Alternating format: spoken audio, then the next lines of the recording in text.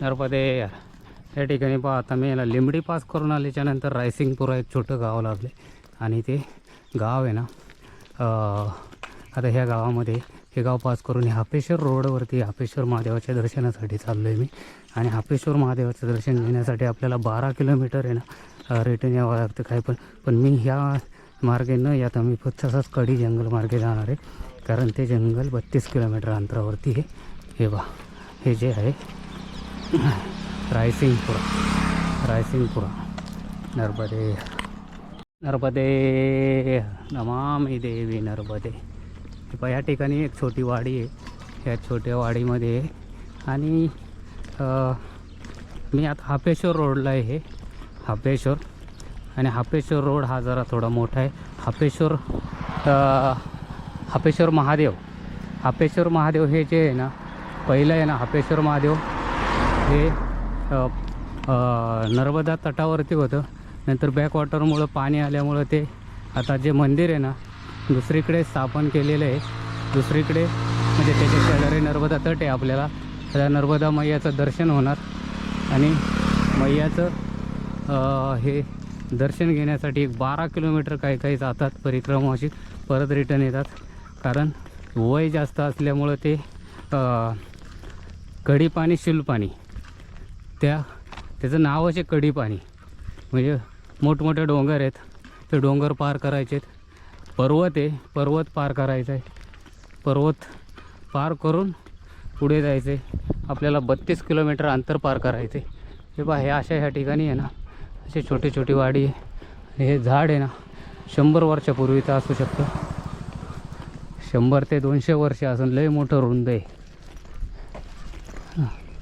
हे बा अशी झाडं 200 वर्षाची झाडं 200-300 हे जंगल आहे.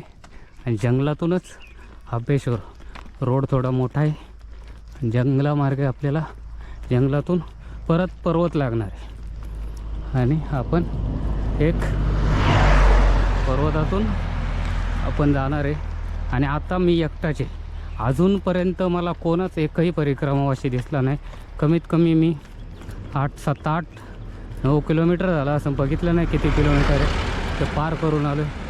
कोणच नाही एकटाच आहे ह्या रोडला.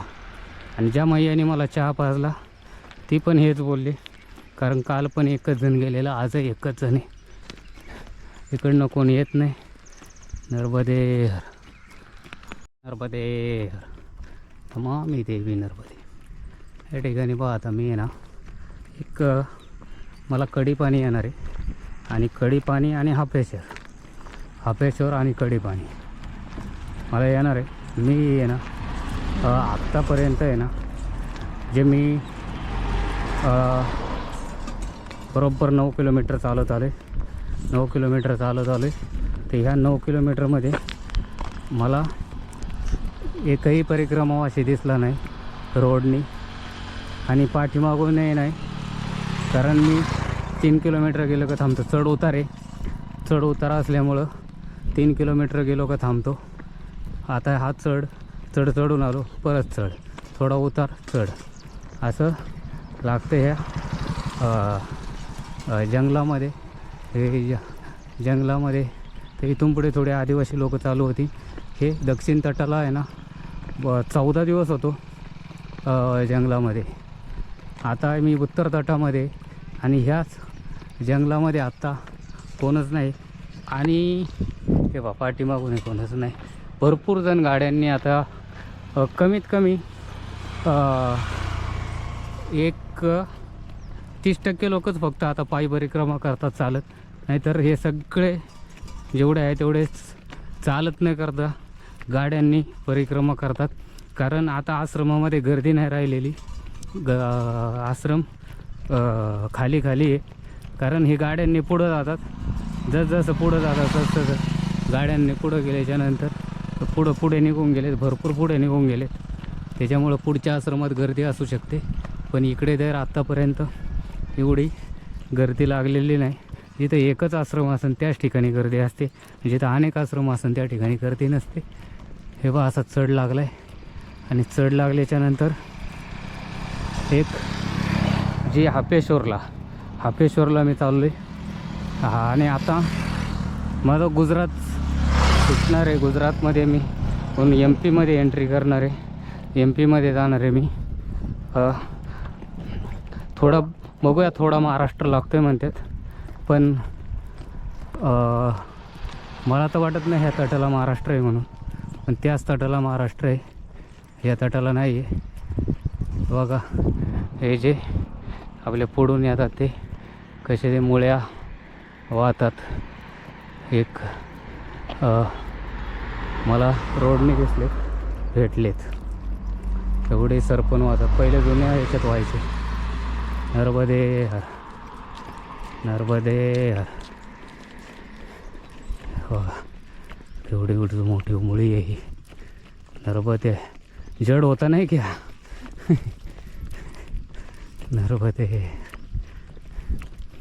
वजन आहे किती, कसलं वजन वाहतात. परत हे चढ चढायचं आहे म्हणजे. आणि पायात चप्पल नाही. तिघेजणी होते, मैया म्हाताराणी हे तिघेजणी होते.